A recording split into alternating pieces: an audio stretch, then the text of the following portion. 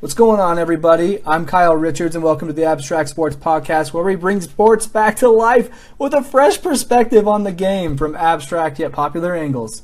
Coming at you live on Facebook. We've got a few people in here, and we're going to talk some sports. There's a lot that's happened since last week. There's been a lot of personal events in my life that have taken place, and some other things. So let's just go for it, man. I'll try to respond to the comments as they come in. But yeah, let's do this thing. So since we talked last time, you know, my pet cat George had an accident where he jumped up into a shelf and got a hold of some medicine, and I had to take him in to flush his system. Basically, cost us a pretty penny. Not gonna lie, that cat is an expensive cat now. We've been giving him medication, which is not fun. It's like a certain type of medication you have to give via syringe. But he hates it, and I hate giving it to him because he hates it. But beyond that, we're glad that he's alive, and we can continue to pet him and snuggle with him. And that is the reason why I was so unprepared last week, which I have to apologize for. I went back and watched and listened to some of it, and it was so bad. I wasn't prepared. I didn't have enough notes to talk about anything. I just skimmed over things and then ended up freestyling so much that it seemed like I didn't care. But I promise I do care, and today I'm going to show that to you. I mean, can you tell in my inflection? Can you tell in my volume? I'm extra excited today because I have a lot to talk about. But I did mention last week that this last Saturday, I had a golf tournament I was going to go to. It was a fundraising golf tournament for the University of Idaho Alumni Association. Basically, the whole thing is about raising scholarship money for students who wouldn't otherwise be able to go to school. But yeah, that vlog that I was going to do for it turned out it was a flop. It was really hard to stay on track with that because when I got there and I wasn't golfing, I was just walking around collecting all the free stuff and grabbing my drinks and my snacks and talking to all the people there because there were a lot of vandals there. A lot of friends and family too, so that made it a lot of fun. So at the beginning, I had some chance to take some like introductory footage of the golf tournament, but beyond that, I was not able to get anything else. Like I took some videos of a couple of us teeing off the tee boxes, and I had some ideas of what I was going to do with this thing, but it was really hard to do it because you have to, be ready to golf, otherwise people get impatient. So I wasn't going to be that guy. So I'm sorry for that. There's no vlog, but one day I will do it. When I go with somebody who's patient with me and is willing to take a little bit of extra time on the golf course, I'll make it happen. But yeah, so there's that. But then Sunday was Father's Day. Shout out to all the dads out there and those who play the role of being a father. I got to golf with my dad that weekend on that Saturday, so that was pretty awesome. And we might be going again this weekend. So if I have time. It's a pretty busy weekend. We got some of our good friends are moving back to town. We've got to help them move into their apartment. One of those two people is a big sports person, and he may be getting involved in the podcast. We had some great conversations last time he visited, so we'll see what happens there. I'll see if I can't convince him. But on another note, yesterday my wife Kelly and I celebrated our 2-year anniversary. Love her to death. I don't know what else to say. It's just crazy that it's already been 2 years, I feel like the wedding and the bachelor party before the wedding happened just yesterday. And like I mentioned to people, like, yeah, it's our 2-year anniversary. And they're like, what? 2 years? And I'm like, yeah, it has been 2 years. I know, right? So pretty excited about that. I can't wait to spend every other year with her. So love you, babe. So there's that. But then also I did get T-shirts ordered. I got T-shirts ordered. And it took me forever because there's a local T-shirt shop here in town, and I was like, I want to stay local, or somebody I know, have them do it. And so I reached out to these one people via their contact form on their website, and I know that they moved somewhat recently, so I'm like, that's probably the best way to get a hold of them. I could have called them, but I sent them an email with all my estimates, and I waited a few days and I got nothing back. Usually they send something back within a day if they're paying attention. So since they didn't, I was kind of upset, and I was just like, you know what? Maybe they don't deserve my business, because now I can't even remember the type of shirt that I had ordered. And so I'm like, I'll just order through somebody else. That's just going to be a pain in the butt. Plus, their website wasn't all that friendly. So my coworker, AJ, I've talked about him several times on this podcast. He runs the blog called Dapper Sports. He has an uncle who runs a t-shirt shop out of Salt Lake City, and I'm there quite a bit, a few times a year. And since he's somebody that's close to somebody I know and somebody who might also be getting t-shirts through him, I was like, you know what, I'll give him a shot. So I checked him out. I ordered the shirts. So we've got however many votes we had on the t-shirt giveaway and whatever sizes they put down. No, that's not true. I put down a bunch of sizes for people I'm going to be giving shirts to. I ordered 12 shirts, and I'm going to probably put up a shop page for people to buy the extras. But I will be using some of them as a marketing tool where I'm going to reach out to this one blog, this other blog that has either written for me or I've written for them or I've made a contact with them, and I'm going to send it to them and be like, hey, I'm going to send you a free t-shirt. Just take a picture of yourself wearing it and put it on Twitter, put it on Instagram. It'll be a nice little marketing tool, and then they can just give a little blurb like, check out Abstract Sports. They're bringing sports back to life. And then people are going to start coming over, and, it's just a simple word-of-mouth marketing strategy, but I'm excited to get those shirts because then every day you're going to see me wearing it. Oh, sorry, I just smacked the Facebook mic. You're going to see me wearing it on the podcast, so I might have to, dip the camera down so you can get the shirt. No, I won't do that, but I'm excited about it. I'll be wearing it out around town, and people are going to be like, what's Abstract Sports? And be like, well, we're bringing sports back to life. And it's going to be great. So look forward to that. And then that means the person who won the last t-shirt, Micah, he can get his. So congrats to him once again. Well, I think we're good to go with all the other content. So let's just dive right in. We're going to start with some of the more boring stuff. Actually, no. It's not boring. I take that back. We're going to cut this section out because it's not the least important. It's up there. It's a good transition into the weekly question if that helps at all. So I'm going to put it down there. There it is. All right. So we're going to start with the NFL. There has literally been no news in the NFL. Want to know why? Want to know how I know there's no news in the NFL? Well, I went to NFL.com, where they have news and stuff about the NFL. And I'm just going through their articles and their headlines and stuff, and this one stuck out just because it's so weird. It says, if you don't know football, it might be kind of hard to understand, but it says AP to seafood. I wish I knew how to quit you. And that's Adrian Peterson talking about seafood. He wishes he knew how to quit seafood. And then the leader that goes into the article says, Adrian Peterson has an unrequited love of shellfish. The new Saints running back loves seafood, but his body is not on the same page. Now in New Orleans, the temptation to indulge is even greater. Read more. And I was like, you know what? I'm not going to read more. I'm just going to lump that into what the news is in the NFL this week. That may be me being ignorant because I don't follow the NFL nearly as much as the NBA, but there is a lot more stuff going on in the NBA. One other news in the NFL, though. One other bit of news in the NFL. Derek Carr, quarterback for the Oakland Raiders, is expected to sign one of the biggest contracts in NFL history. He put out on his Twitter, he said, you're going to hear it here first, trust me. So if you want to find out if he made a deal and what that deal is, go find him on Twitter, Derek Carr. But that's all I got for the NFL. There really hasn't been enough news in that area. One thing I am looking forward to next season, there's a few matchups I've mentioned before, but I'm excited to see some of the new arenas. Like the Vikings got a new arena. I guess, I don't know if that was last year or if that's happening this year, but the Falcons' new one, the Mercedes-Benz Arena, that's looking cool as hell. So I can't wait to see some of the videography that goes around that and some of the specials on the facilities. So, and that's me being an architecture nerd. So just ignore me there. But the bulk of our news today comes via the NBA grapevine. So the NBA draft is tomorrow at 7 p.m. Eastern time. I don't even know what channel it's on. So sorry. Let's see if there's anything here. Doesn't say what channel. But basically the NBA draft is similar to the NBA trade deadline, where there's a lot of frenzy around potential trades that are going to happen or who's going to go where and all this stuff.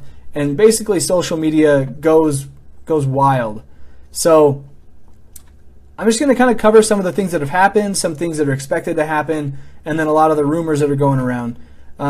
So to start, I've got a big tab open with all the trades and stuff that have actually happened, and I'll start from in order, chronological order. So the first thing that happened on June 19th, the Sixers and Celtics swapped top 3 picks. So initially the Celtics had number 1 pick, Sixers had number 3, and they just swapped those. Well, that's not true. The Celtics gave them the number 1 pick for the number 3 overall pick plus the 2018 Lakers first round pick if number 2 to 5. Otherwise, the Sacramento Kings 2019 first round pick or the Sixers 2019 first round pick. Long story short, the Celtics have the first round picks for teams. They have 8 first round picks over the next 2 or 3 years up to 2019. That's crazy. They're it makes me wonder how they're going to deal with their roster, because they're bringing in such high players. They're going to have to try to get rid of somebody if they want to bring in a draft pick, but I guess the other side to it is that they will just trade those picks for veteran players who can help them combat the Cleveland Cavaliers. So some interesting things there to look, it could impact the next 3 years of the Eastern Conference. And then one of the other things that happened just yesterday, the Lakers traded D'Angelo Russell to the Nets. D'Angelo Russell and Timothy Mozgov, so 2 of their starting players. And they got Brook Lopez from the Brooklyn Nets. And they also got the 2017 number 27 overall pick. So the Nets first round pick and Brook Lopez. So they're getting a starting center back, which is very good. I mean, all the Lakers teams I've ever known have had a big guy that dominates. And I think somebody like Brook Lopez could be really good for that spot. Timothy Mozgov, he was okay, but Brook Lopez, he's had a couple breakout years the last couple years. So I'm excited to see what he can do for the Lakers if he ends up staying there. I mean, he could still be on the move. You never know with the way the draft goes and trades and all that stuff in the offseason.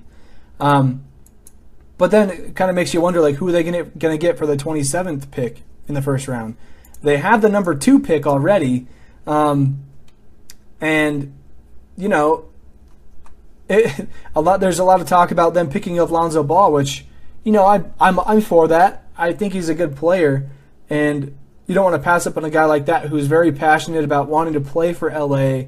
He does have the baggage of his dad, LeVar Ball, being kind of a jerk and stuff, but obviously when you start playing basketball, that's your life. It's not his. So I don't know. It's kind of an interesting thing to think about because they just got rid of D'Angelo Russell. Lonzo Ball can just go right in there and take his spot. Or the Lakers could trade their number 2 pick and pick up Paul George.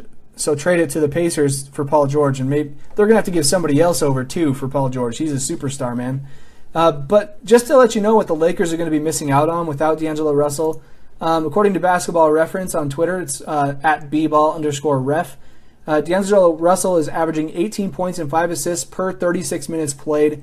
And here's everyone since the 1983 draft to do that in years 1 to 2, so rookie and sophomore years, with a minimum of 2,000 minutes played. So people who have played as much as D'Angelo Russell and put up 18 points, 5 assists, here are those people in order.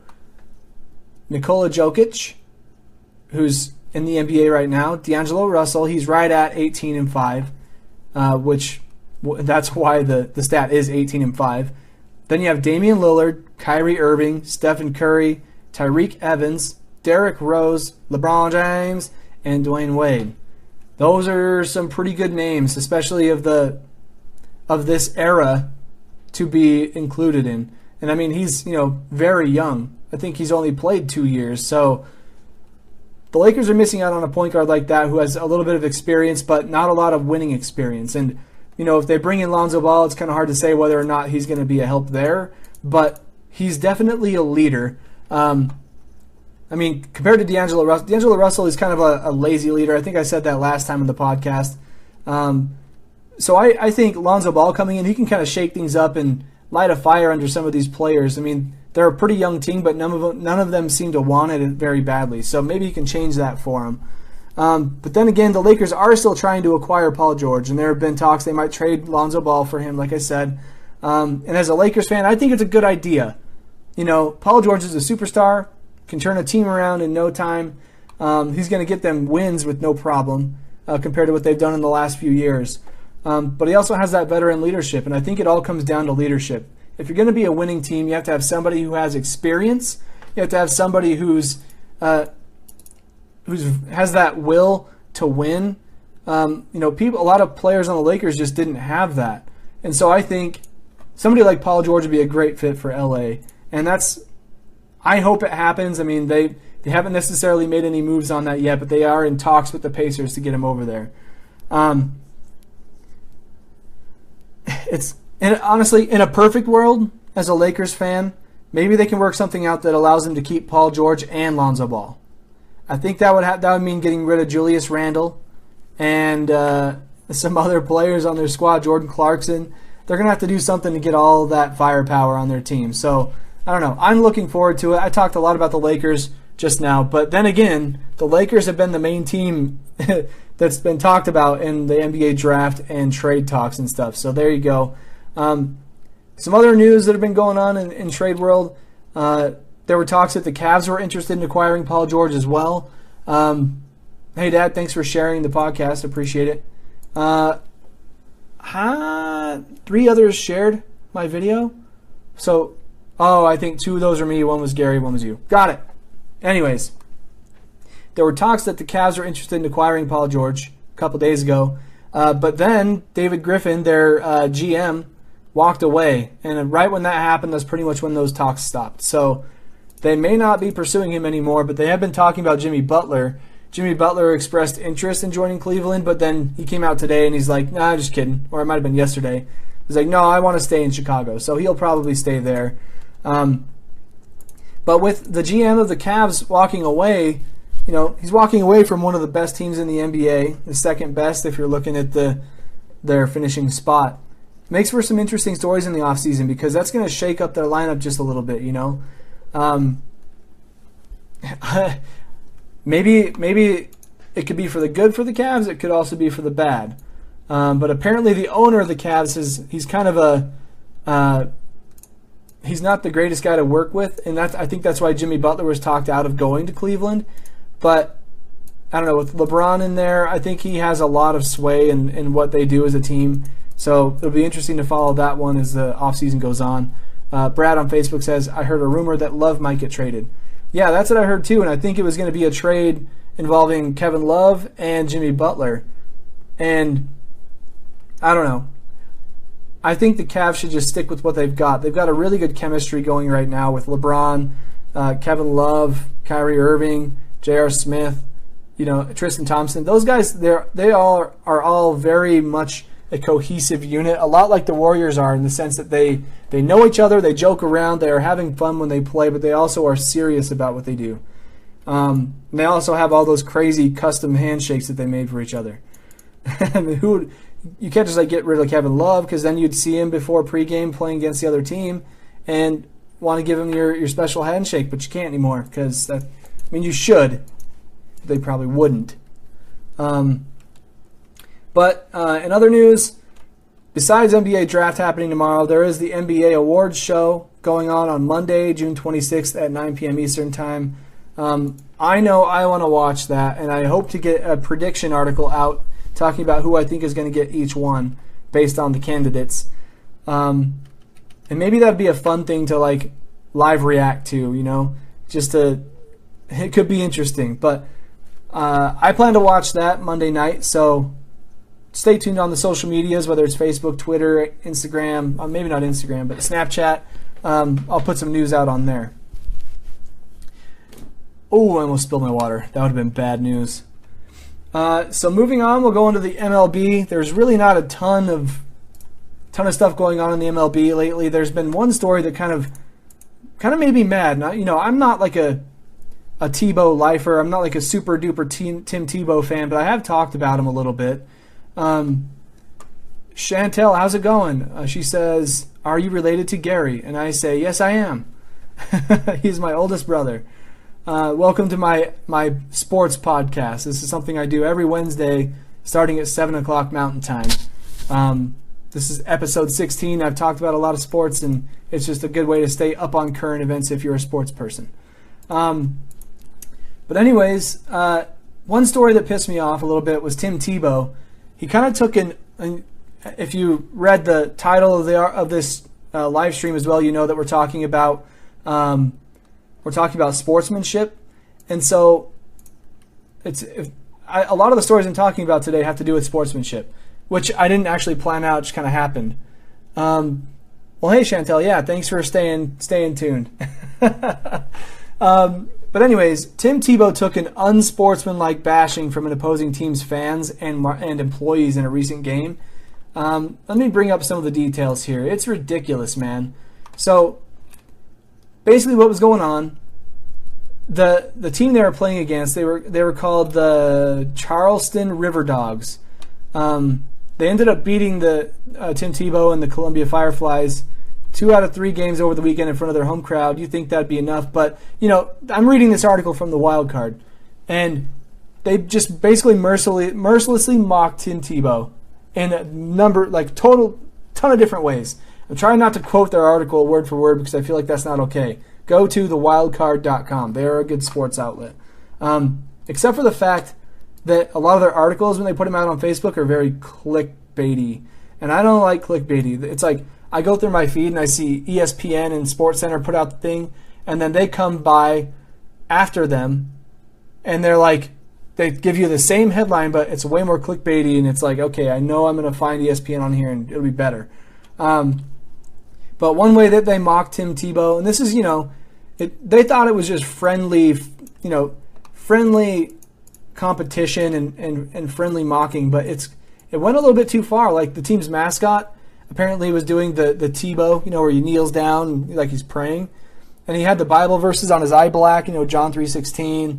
And this is the mascot doing these things, so it's like he's acting for this team.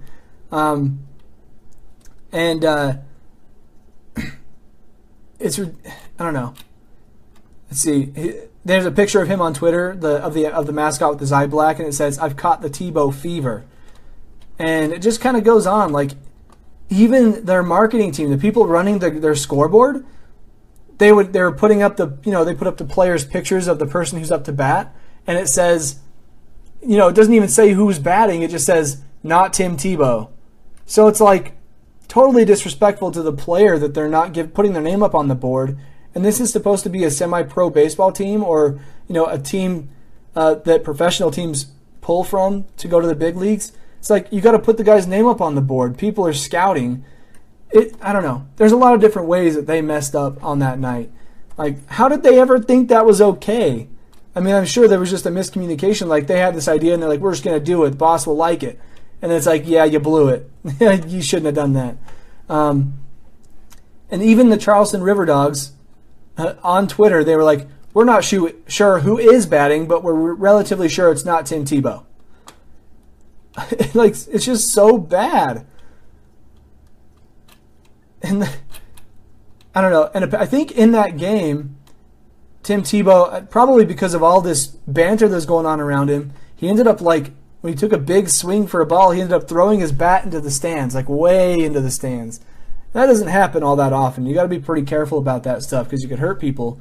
Obviously, he didn't do it on purpose, but they handed it over to the administrative people there at the stadium, and Charleston River Dogs on Twitter, "Big thanks to the fan that donated this to us. We needed some firewood." And it's got Tim Tebow's name on it. Brad on Facebook says, "I liked it when they launch a bat into the second tier." The bat did fly. It was crazy how far that thing went. You'll have to go look up video on that if you haven't seen it yet, guys. But yeah, basically the fans responded just as I would hope they would. For example, people responding to their tweets on Twitter saying, "Making fun of someone's religion is not cool. #no class. Totally classless, but I understand you have to capitalize on someone else when you have nothing good to say about yourself." What else? I guess classless things like mocking someone's religion is something that gets minor league baseball teams publicity nowadays, huh? So a lot of things like that, and Oh, this is one of my favorite tweets from JM Harrison 11 on Twitter. It would be nice if your organization had the class of Tebow. Evidently, it doesn't. Like, basically just talking about how little class they have. Like, if I was a fan of the Charleston River Dogs, I would have probably been upset about that too, and they probably got a ton of complaints. And then, because they did get a ton of complaints, there was another thing that came out. Charleston River Dogs GM issues apology for team's Tim Tebow jabs. It says, while we believe that our promotions were poking fun at Mr. Tebow's celebrity status rather than his religion or baseball career, our intent was not to offend anyone, and for the fact that we did offend, we are sorry. It's just so bad. Like, I just laugh because if I was the director of that marketing team, I'd have been like, yeah, don't do that. You're going to hurt our reputation big time. I can't help but laugh at it, but I feel bad for Tim Tebow to have to go through that crap. But there have been worse things that players have had to go through, and I think that's a pretty good transition here. Kind of very stark differences of things I'm going to talk about here. But one, I was kind of lacking in storylines for MLB and NFL, so I was going through their websites and looking for some good headlines to talk about, give my input on. And I found this article on MLB.com and the title says MLB and MLB Players Association donate $1 million to NLB Museum. And I'm like, I've never heard of that. What is the NLB Museum? So I clicked on it, and I'm going to quote some of these things from this article.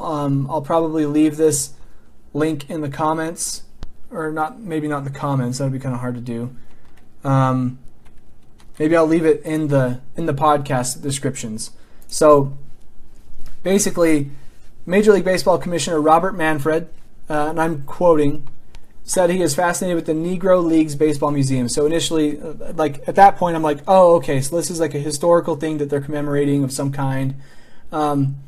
Let's see. He's fascinated with the Negro Leagues Baseball Museum, as well as the culture of hotels and restaurants that once flourished around Negro League stadiums, such as those in the famous 18th and Vine District here. And that they're talking about Kansas City. They did this big ceremony, handing off this big $1 million check over to this museum before the Royals-Red Sox game. And it's just kind of interesting to read quotes from past players and people that surround this project. And I did a little bit of research about it myself because I was super curious about what it was. I had no idea. But they're saying that for years, MLB players like Derek Jeter, Adam Jones, Mookie Betts have visited the NLBM to soak in its great history and pay homage to the game's roots. And kind of takes me back to think about the Jackie Robinson thing we talked about in one of the previous podcasts, how he broke the color line in baseball, and it opened the door for people of color to join the game. And it was just such a great time for sports in terms of progression.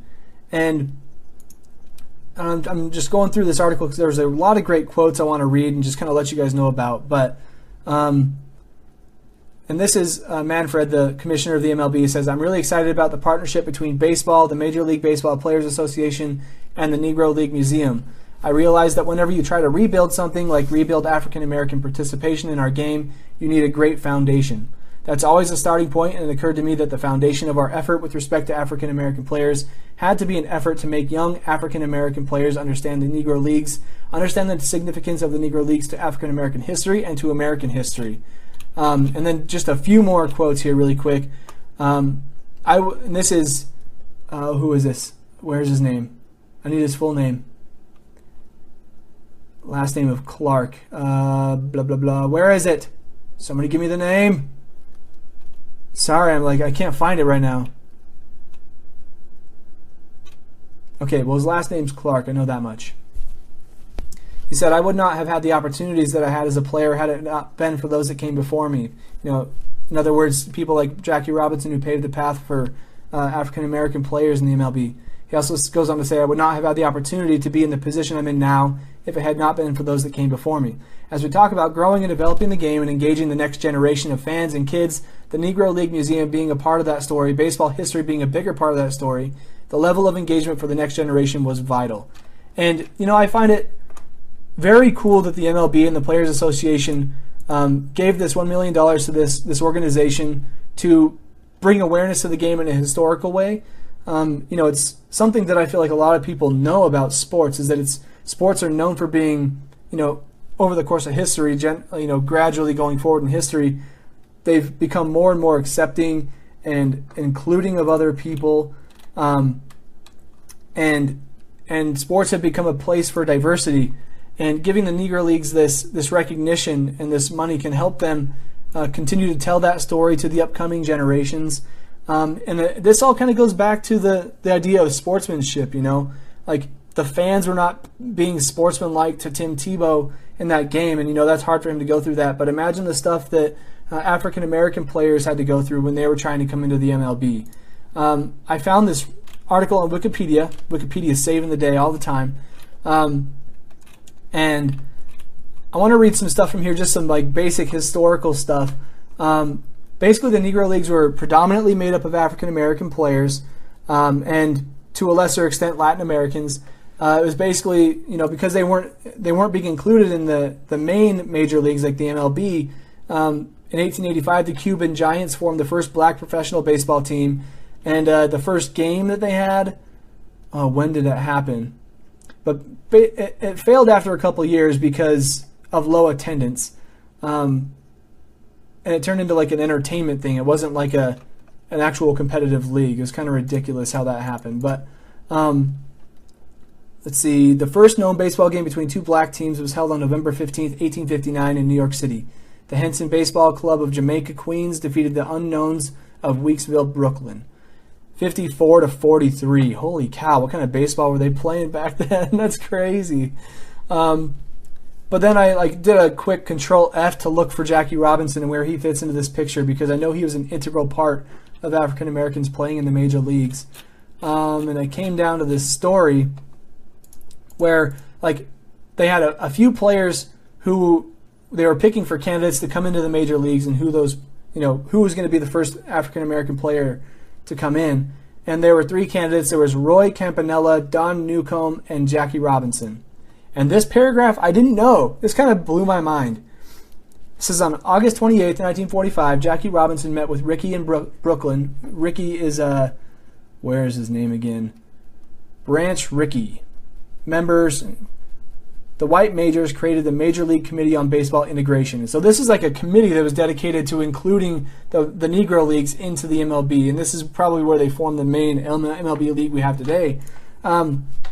But he met with this Ricky guy in Brooklyn, this Jackie Robinson, meeting with him, where Ricky gave Robinson a test. And this is, when I read this, I was like, this has got to be against some HR rule. Times were different back then. But it says Ricky gave Robinson a test by berating him and shouting racial epithets that Robinson would hear from day one in the white game. Having passed the test, Robinson signed the contract, which stipulated that from then on, Robinson had no written or moral obligations to any other club. By the inclusion of this clause, precedent was set that would raise the Negro Leagues as a functional commercial enterprise. It's just so crazy how they went about business with that type of matter, It's like, let's expose you to these really hateful things just so that you can know what it's going to be like. I feel like that's bad way to do things. It should be just a way of talk to them like a normal human being. You don't yell bad names at them, things that are downgrading and rude. That's just messed up. But anyways, there's been a lot of themes of sportsmanship in this entire podcast so far. There's the Tim Tebow thing where the fans are being just complete jerks. And then, Jackie Robinson, that whole story, it's like sportsmanship never was a thing when it came to African Americans being included in the MLB. It was like, I mean, it was. There were people. It's not like everybody was racist, but it's the lack of respect that they had for African Americans just blew my mind. but it does have touch on some of the things that have to do with sportsmanship, like integrity, respect, and just general human acceptance and inclusion. And so on that note, we're going to jump right into the weekly question. I know that was kind of a deep topic. I don't really cover those that often because I want to make sure I get my words right, but I did a little bit of research and I thought it made sense to do that here. But speaking of sportsmanship and how you should treat other people, let's talk about the weekly question, and that was talk about sportsmanship and why it's an important quality to have in life and in sports. Obviously sports are included. And Brad says on Facebook, last night I can't remember who it was, but he hit 3 home runs in one game. There's been a lot of home runs lately. From players, multiple players. What's going on, AJ? How you doing, man? Welcome to the podcast. We're just getting into the weekly question here. So let's talk about sportsmanship and why it's important to have that quality in life and in sports. And the first person that got back to me about this was Clay. He's my good buddy from college. He put a comment up on the YouTube podcast, and he said, and I'm going to read this and then I'll break it down and I'll give you my thoughts on it. But Clay commented on YouTube with his thoughts on sportsmanship. He said, sportsmanship in sports obviously is a must for the team to work as one. Everyone has their own specialties, like Kyle Korver with his three-point ability or Shaq in his defense. In reality, everyone has something that they are good at or specialize in, such as car maintenance, medical professionals, etc. Sportsmanship in the medical field, for example, every doctor shares the same oath to make or keep the patient healthy. Everyone has a basic level of knowledge, but some people know more than others in their respective area. A brain surgeon and a foot specialist are definitely two very different things. And the big word I'm going to put out here is integrity. And I think that has a lot to do with sportsmanship, because integrity basically is like doing the right thing when no one's looking. And it's like when no one's looking, you're probably, like I just imagine, like say you go against this one team for a championship in a basketball game or a football game or a baseball game, and you run into them after the game or before the game or some other time in your life. I imagine that the right thing you would do is you would talk about that game and you would just have respect for one another and be like, hey man, good luck. I wish you the best of luck. Maybe you can throw in some kind jabs like, but we're going to beat you, But, obviously sarcasm is a helper there. But integrity is a very important thing to have in sportsmanship. And so going back to Clay's quote about how he thinks sportsmanship is important, I think with Kyle, people who are specialists, the whole team has a respect for what they do, like their specialty. Hey Jen, how's it going? Welcome to the podcast. And there's a certain level of trust that happens there too with your team, within your teammates, where you're like, okay, he's good at this thing. I'm going to trust he's going to do that thing, whether I tell him to or not. And so there's a level of integrity there.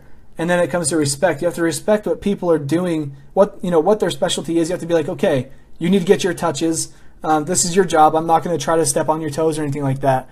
And so I think Clay is touching on some very important points here in sportsmanship, but I think sportsmanship takes the form of a different thing, and I'll get into that in just a second. But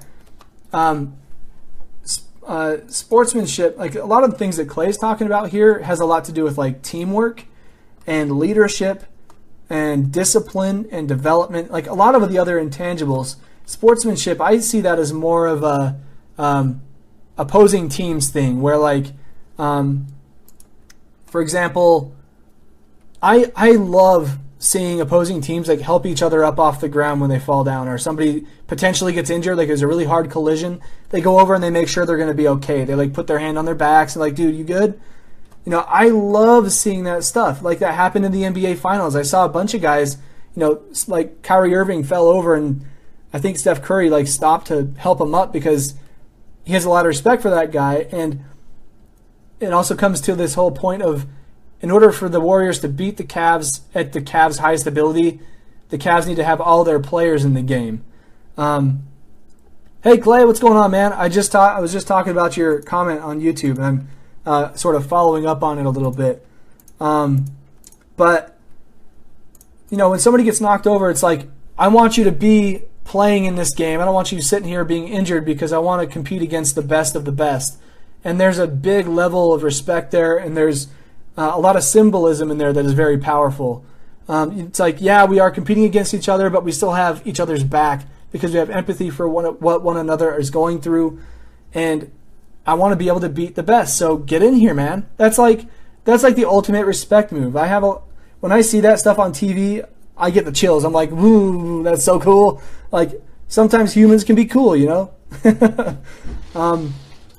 And Keltron is coming in the door. Look out. Maybe not. But there are literally rules and awards based on sportsmanship. There seriously are. Like, sorry for the fart sound. That's me being like, I don't know how to grab this link and put it into the internet. But there is a thing in the NBA called the NBA Sportsmanship Award. And this is one of those awards that will be given out in the awards show on Monday. Yeah, Monday, the NBA Sportsmanship Award. It's an annual National Basketball Association award given to a player who most exemplifies the ideals of sportsmanship on the court with ethical behavior, fair play, and integrity. And that's kind of where I pulled that word from. And I'm going to click on sportsmanship on Wikipedia. Sportsmanship is an aspiration or ethos that a sport or activity will be enjoyed or for its own sake with proper consideration for fairness, ethics, respect, and a sense of fellowship with one's competitors. So Clay, you touched on a lot of important things in your thing where you're talking about respect within a team, and there's things like teamwork and whatnot. There was a lot of that in your quote on the YouTube comment you left. But as far as what the general agreed upon definition of what sportsmanship is, it has to do with opposing teams. And so I think all those things make sense. Like when you see a player go down, like with what could be a very serious injury in the NFL, for example, faithful players will get down on their knee and like from both teams, and they'll get in one big huddle and they'll say a prayer. That type of stuff, like coming together, that's what sports is all about. Sure, you're competing for a championship, but when somebody's hurt, you're humans at the end of the day. You don't want somebody to be hurt. You don't want one of your competitors to be hurt. You want to compete against them and have fun doing so.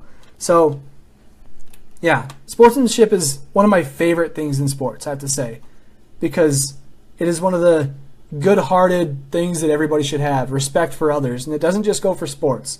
But I want to talk about, another quick thing, talking about sportsmanship being built into games. Unsportsmanlike conduct is a penalty in the NFL.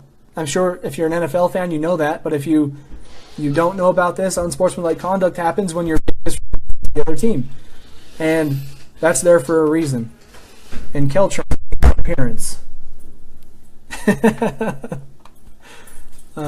All the highs are going to come in about 15 seconds, so.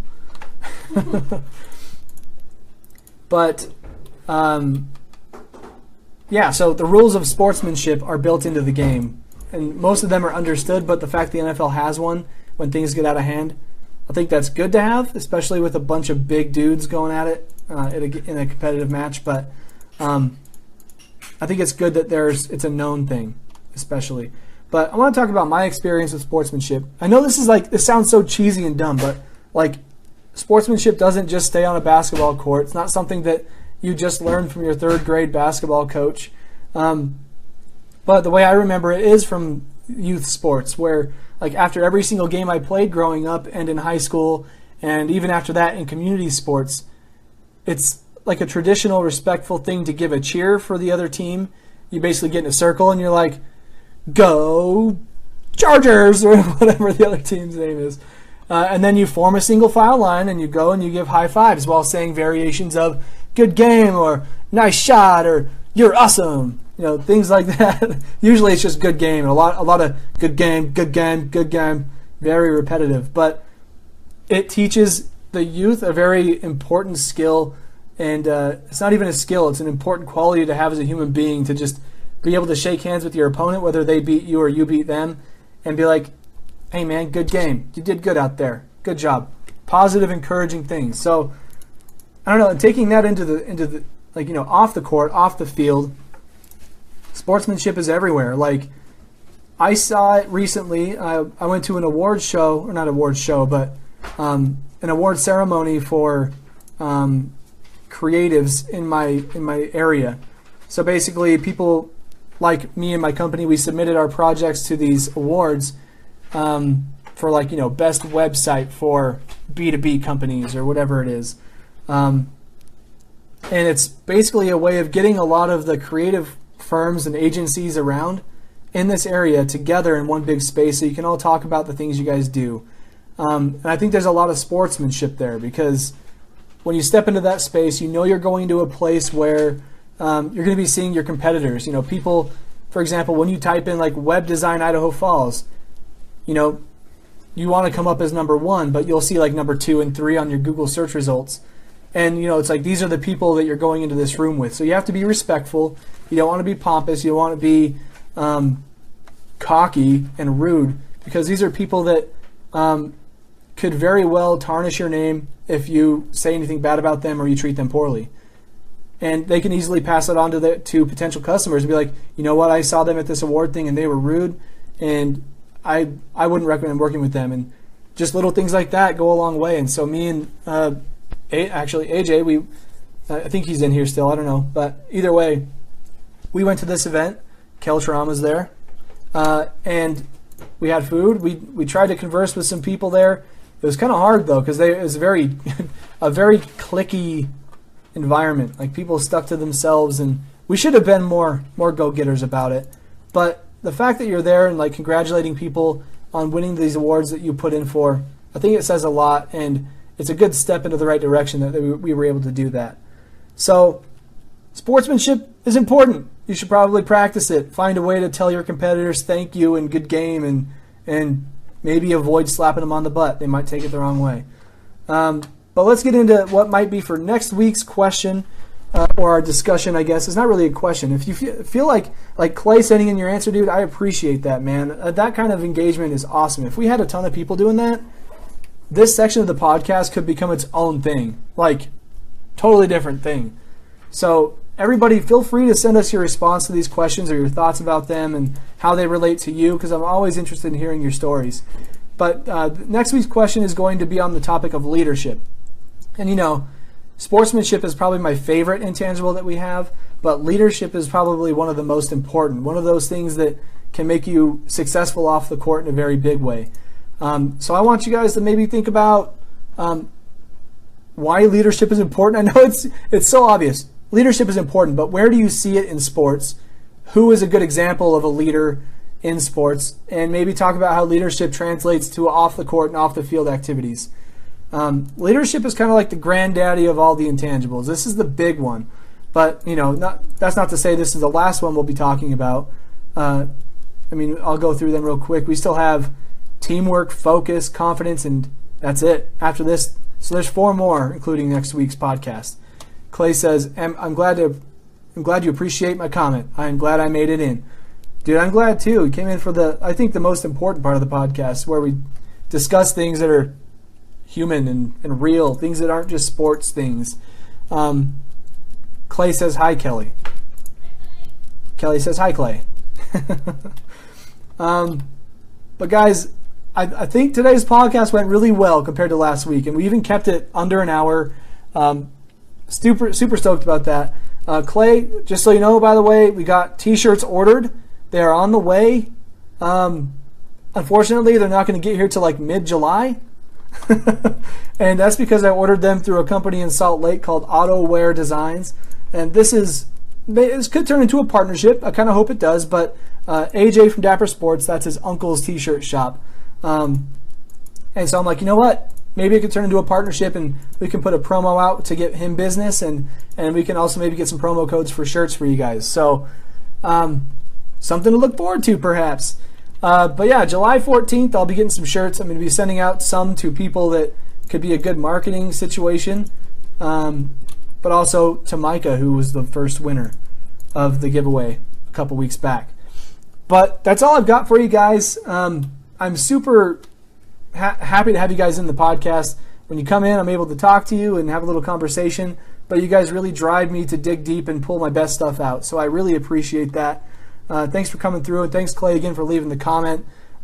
Clay says, hopefully I won't get fat by then, referring to the T-shirts. Well, don't worry, man. I got you covered. We can get another shirt. Come on. Got up to 4XL.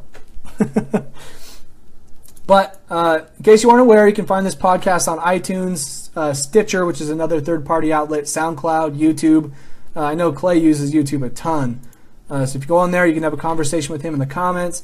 But feel free to drop a comment wherever you're listening. Let us know what you think. Give us some feedback. Let us know if you have ways you think we can improve this podcast, or if you're interested in getting involved. If you feel like you can cover baseball really well, because I'm not the best at that, feel free to get in touch with me, and maybe we can figure something out there. But be sure to follow us on Facebook, Twitter, Instagram, Snapchat at Abstract Sports. Handle is the same on all of those. Oh, and that reminds me. Thanks again to the guy on Twitter who handed over the Twitter handle. I'll be sending him a T-shirt for his generosity. Such a cool dude. Like, he lives in D.C., but I'm like, man, I need to meet this guy. Thanks, dude. Just say thanks and shake his hand. Maybe buy him a beer.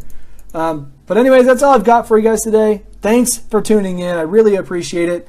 I'm Kyle Richards, and you just listened to the Abstract Sports Podcast. We'll see you next Wednesday.